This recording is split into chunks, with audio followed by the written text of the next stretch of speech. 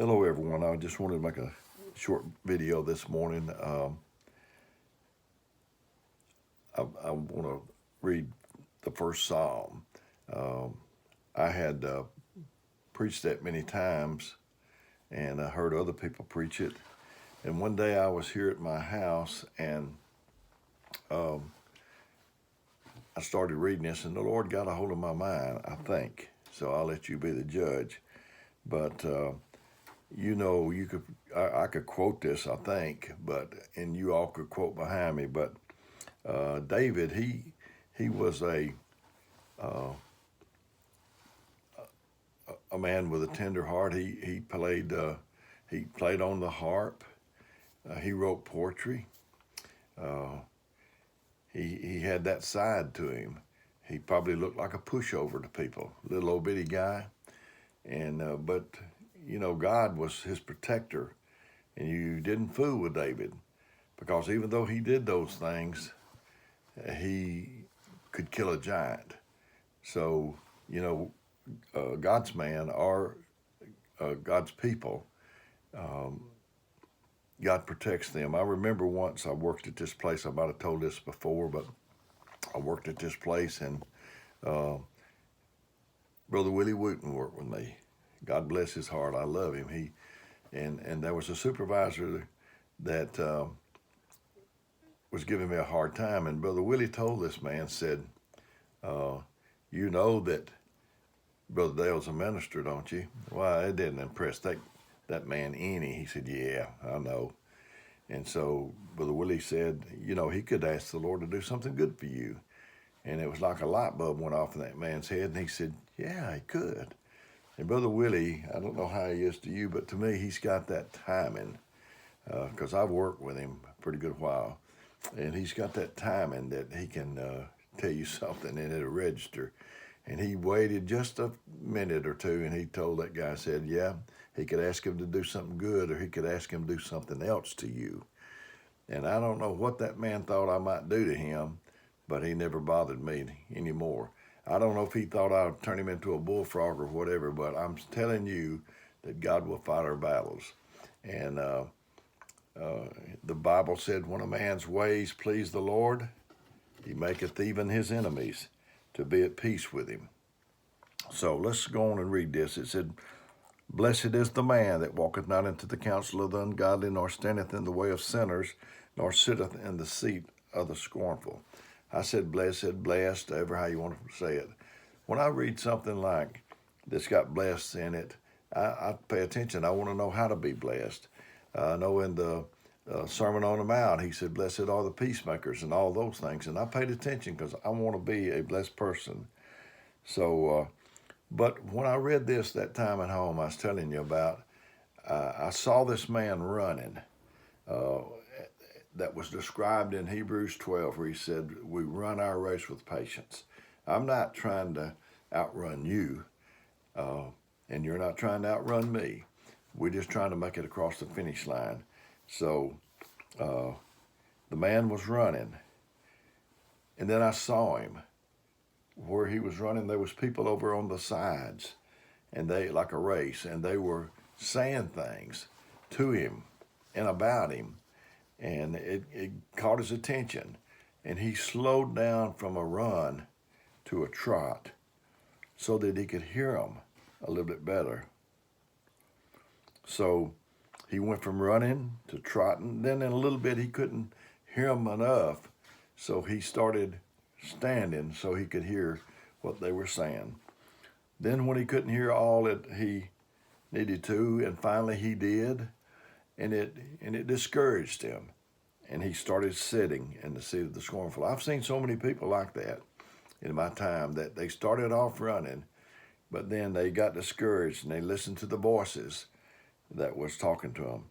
But this says, "But his delight is in the law of the Lord, and in his law doth he meditate day and night." I don't think that we have the time now. Jesus had a garden that he went to. You need a quiet place. He told us to enter into our closet.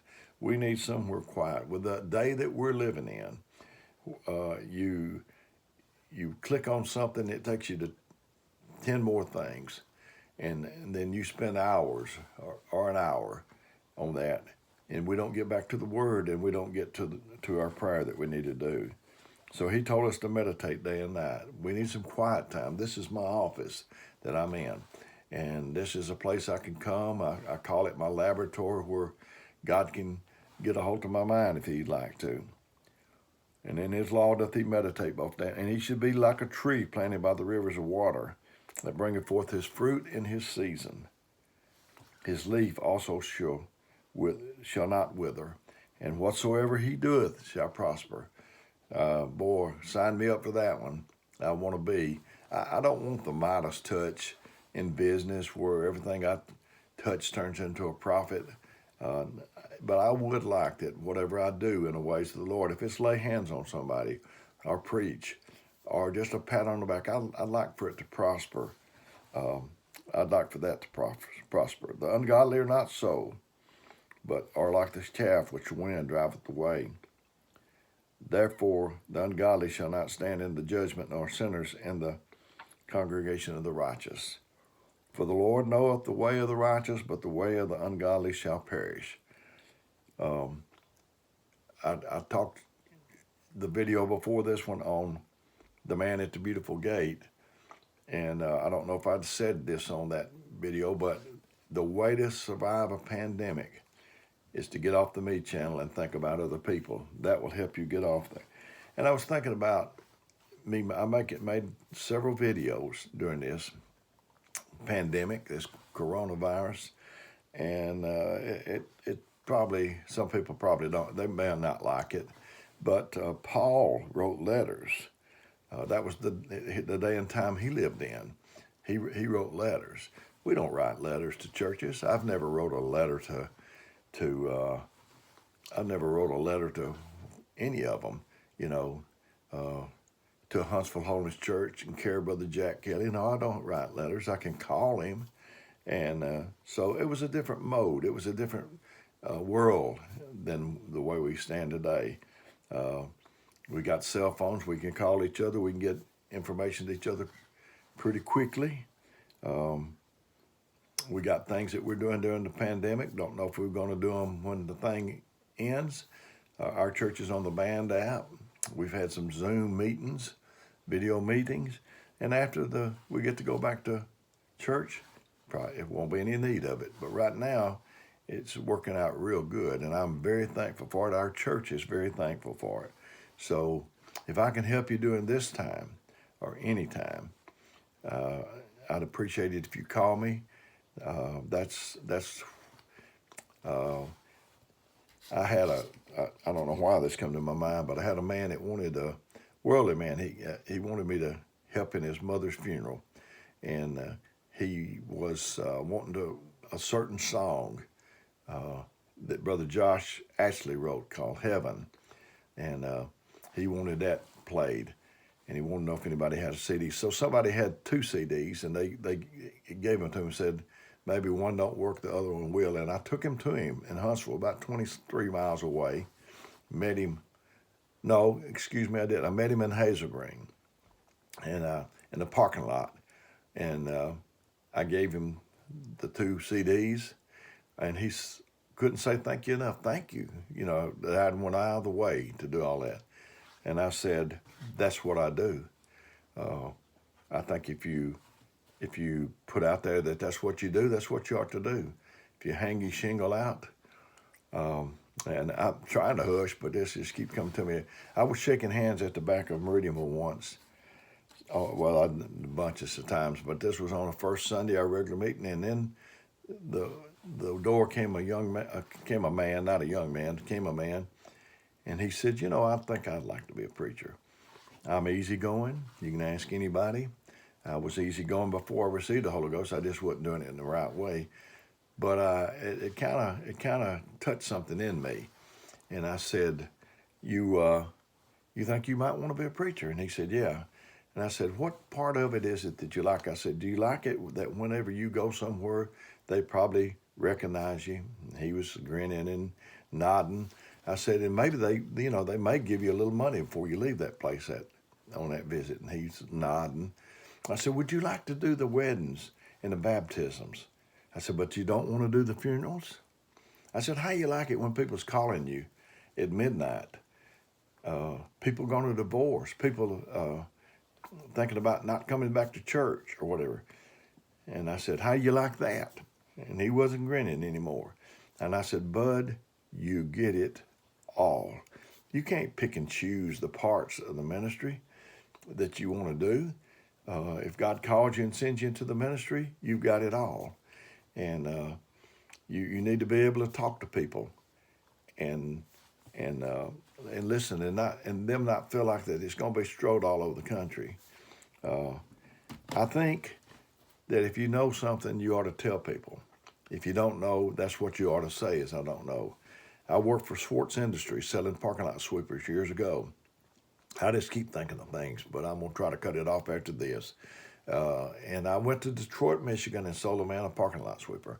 I don't know why I would, I ought to knew better than to work there because I'm not mechanically minded. Anybody that knows me can tell you that I'm not mechanically minded. I can't fix your car. I can't build your house, but I can do something like this. So that's what I try to do. But anyway, the man bought the sweeper, and he was driving the sweeper, and he was driving me back to the motel in Detroit where I could get a taxi, where I could go to the airport and come back home. And as he drove along and I rode with him, he said, how does this work on this sweeper? And I said, I don't know. And he said, we rode a little further, and he said, well, how does this work on this sweeper? And I said, I don't know, because I didn't know. And so we rode on a little further, and he said, how does the hydraulics? I remember that question. How does the hydraulics work on the sweeper? I said, I really don't know. And he said, you know what? He said, you're either the biggest con artist I've ever met, or you're the most honest person I've ever met. And I looked at him the way I'm looking into this camera. And I said, I am the real deal. If I know, I say I know. If I don't know, I say that I don't know. And I don't know. That's my suggestion to us, is if we know something, say we know. And if we don't know, don't try to fake it and act like you do, because it'll just bring disaster for the other person and for you too. So anyway, I'd been home about 30 days, and the phone rung, and they said it was for me, and they said it was this gentleman. And I got on the phone. I was dreading it because I thought, well, his sweeper's tore up, and he's going to need a loaner or something, or either his broom head is tore up, and he wants another broom. So I got on there, and he talked about 20 minutes about nothing, really. And in a little bit, he said, I was waiting on him to get to the punchline, and he said, Dale, would you pray for me? And I said, yeah. And I'm kind of wiping my brow like, whoa, that was close, man. That's easy. I'll be glad to do that. This is a worldly man. So we talked about another 10 minutes. And he said, Dale, would you do me another favor? And I said, yes, I'll do all I can. And he said, would you pray for my wife? If I had shot this man a line as we was riding along, he wouldn't ask me to pray for nobody. So when somebody, if you're an elder or a minister or whatever, my policy is if they come to me and they ask me something that I don't know, that's what I say. Just tell them that you don't know. Ran a little long again today. So, but anyway, I love you, and I hope that see you soon. And if I can help you, let me know.